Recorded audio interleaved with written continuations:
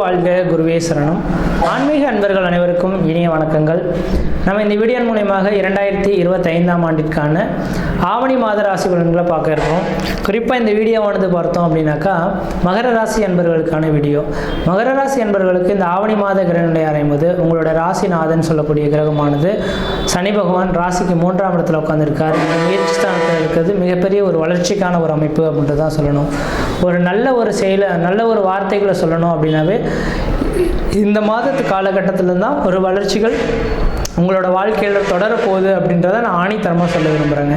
காரணம் என்ன அப்படின்னு கேட்குதுங்களா, மகர ராசி என்பவர்களுக்கு கடந்த ஒரு 7 வருட காலமாகவே 7.5 சனியின் பிடியில் நீங்கள் மாட்டிக்கிட்டு சிக்கி தவிச்சிட்றீங்கன்று விதிங்க. 7.5 சனின்னு சாதாரணமாக சொல்லி முடிச்சுட்டேன். அனுபவித்த அவங்களுக்கு மட்டும்தான், மகர ராசி என்பவர்களுக்கு மட்டும்தான் இந்த வாழ்க்கையின் தத்துவத்தை உணர முடியுன்று விதிங்க. காரணம் என்ன அப்படின்னு கேட்டிங்கனாக்கா, ஒரு மனிதன் முன் ஜென்மத்தில் என்ன பாவ புண்ணியங்கள் செய்திருக்கானோ அந்த பாவ புண்ணியத்தின் தொகுப்புகளை இந்த நேரத்தில் அனுபவிக்கக்கூடிய காலகட்டங்கள் 7.5 சனி காலகட்டங்கள். அப்போ 2020ஆம் ஆண்டிலிருந்து மகர ராசி என்பவர்களின் வாழ்க்கையில் பார்த்தீங்கன்னாக்கா குடும்பத்தில் கஷ்டம், நஷ்டம், வம்பு, வழக்கு, சண்டை, சச்சரவு, கோர்ட்டு கேஸு, மன நிம்மதி குறையிறது, பொருளாதார நெருக்கடிகள், கடன் சொல்லக்கூடிய அமைப்புகள், சொந்த பந்தத்தினால் பிரச்சனை ஏற்படுறது, தொழில் இல்லாமல் கடன் பெறக்கூடிய காலகட்டங்கள் உருவாகிறது.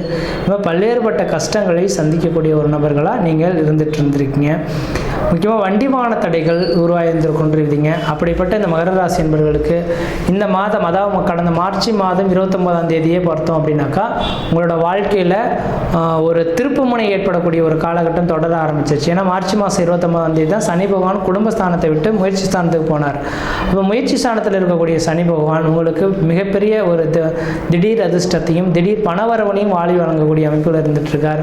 கடந்த ஒரு 7 வருட காலகட்டங்கள் பார்த்தீங்கன்னா இதை செய்யலாமா செய்யக்கூடாதுன்ற மாதிரி ஒரு ஆசிலேஷனில் இருந்து மீறி அதை போய் செய்யக்கூடாத விஷயங்களை செய்து அதனால் மாட்டிக்கிட்டு மிகப்பெரிய லெவலில் பாதிப்புகளை சந்தித்த உங்களுக்கு இந்த நேர காலகட்டத்தில் நீங்கள் சிந்திக்க வேண்டிய அவசியங்கள்லாம் கிடையாது. உங்கள் மனசில் என்ன படுதோ நீங்கள் செய்ய ஆரம்பிங்க.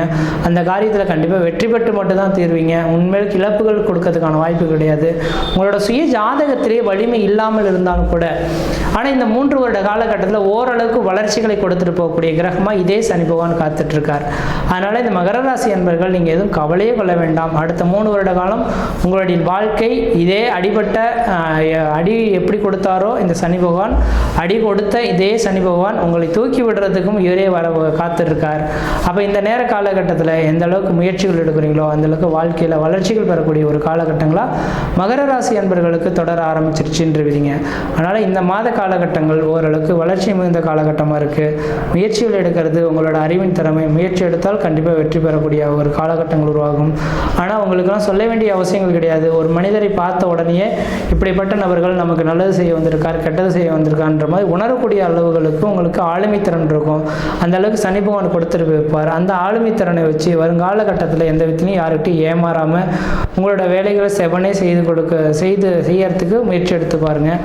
அதே போல் எனக்கு நிரந்தரமான வேலைவாய்ப்பே இல்லையே சார், எனக்கு நிரந்தரமான ஒரு வேலைவாய்ப்பு கொடுத்தா பொழைச்சிக்கணும்னு நினைக்கக்கூடிய நபர்களுக்கு உங்களுக்கு 1000 ரூபாய் சம்பளத்துக்கு இன்றைக்கி கோடிக்கு ஒரு நபர் கூப்பிட்றாரு அப்படின்னாக்கா 5000 ரூபா கொடுத்து நீங்கள் இந்த வேலைக்கு நீங்கள் தான் உறுதுணையாக இருப்பீங்க.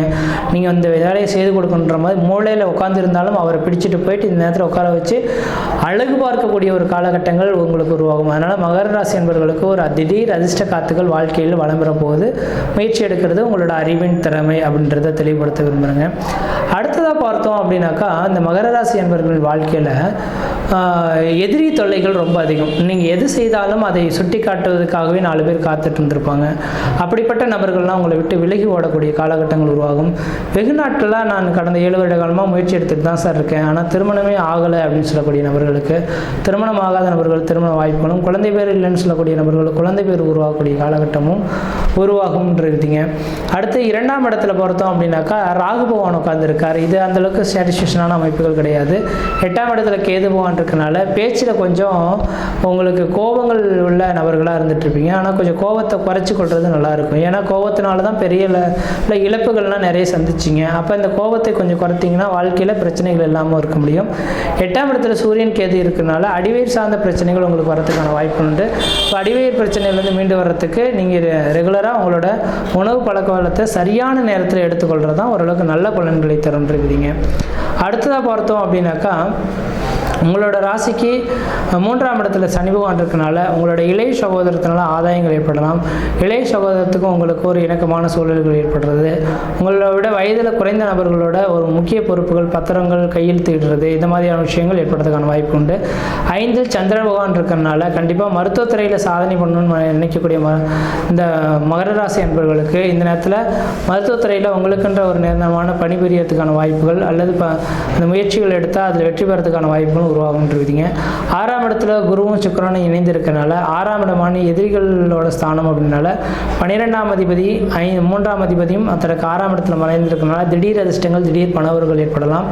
அப்போ இந்த நபர்களுக்கு இந்த நேர காலங்களில் திடீர் அதிர்ஷ்டம், திடீர் பணவர்கள்னாக்கா உங்களுக்கு லாட்ரிலாம் கிடைச்சிருன்னு நினைச்சிடாதீங்க. இந்த சனி பகவானோட அமைப்பில் மட்டும் மாட்டிக்கிட்டோம் அப்படின்னாக்கா இந்த சனி பகவான் உங்களுக்கு யோகத்தை கொடுக்க போறாருனாக்கா உழைப்பின் மூலியமாக மட்டுமே உங்களுக்கு ஆதாயத்தை கொடுக்க முடியும். உழைப்பை நம்பினால் கண்டிப்பாக ஆதாயங்கள் உங்களுக்கு பெருகுன்றது எழுதப்பட்ட விதிங்க. அடுத்து 7ஆம் இடத்துல புதன் பகவான் இருக்கனால பத்திரப்பதிவுத்துறை, எழுத்துத்துறையில் இருக்கக்கூடிய நபர்களுக்கு உங்களோட அந்த பெருமைகள் பேசக்கூடிய ஒரு காலகட்டங்களாக இந்த மாதம் இருந்துகிட்ருக்கும். 8ஆம் இடத்துல சூரியன் இருக்கனால 8ஆம் அதிபதி ஆட்சி பலம் பெறதுனால என்னைக்கோ கொடுத்த பணங்கள் இந்த இடத்துல வட்டி முதலமாக கிடைக்கக்கூடிய காலகட்டங்கள். 8ஆம் இடம் திடீர் அதிர்ஷ்டம், திடீர் பண உறவுகளை குறிக்கக்கூடிய இடம். யார்ட்டையா பணங்காசுகள் கொடுத்துருப்பீங்க, வெகு நாட்கள் கொடுக்க முடியாமல் இருந்திருப்பார், அந்த நபர்கள் இந்த இடத்துல கொடுக்கறதுக்கான வாய்ப்பு உண்டு. 10ஆம் இடத்துல செவ்வாய் பகவான் இருக்கனால திக்பலம் பெற்று இருக்கிற ஒரே ஒரு காரணத்தினால இந்த நேர காலகட்டத்தில் பார்த்தோம் அப்படின்னாக்கா உங்களுக்கு நிரந்தரமான ஒரு அரசு உத்தியோகங்கள் பெறக்கூடிய ஒரு காலகட்டமாக இந்த நேரம் வந்துட்டு இருக்கு. அதனால் அரசு உத்தியோகத்துக்கு முயற்சி எடுத்து பாருங்கள், ஓரளவுக்கு நல்லா இருக்கும். அதே வேளையில் நீங்கள் வழிபடக்கூடிய தெய்வம் இதுனாக்கா இன்றளவும் தெளிவாக சொல்ல வரங்க, இன்னொரு 2.5 வருட காலகட்டத்துக்கு விடாமல் சனிக்கிழமை தோறும் விநாயகர் பெருமானுக்கு நல்லெண்ணெய் தீபம் போட்டு வரது மூலமாக இந்த வருட காலகட்டத்தை சாதகமாக உங்களுக்கு பயன்படுத்தி கொள்ள முடியுன்றீங்க. மற்ற விதத்தில் எந்த தோஷங்கள் கிடையாது. சீரும் சிறப்புமாகவே இருப்பீங்க, நலமாக இருப்பீங்க. நன்றி, வணக்கம்.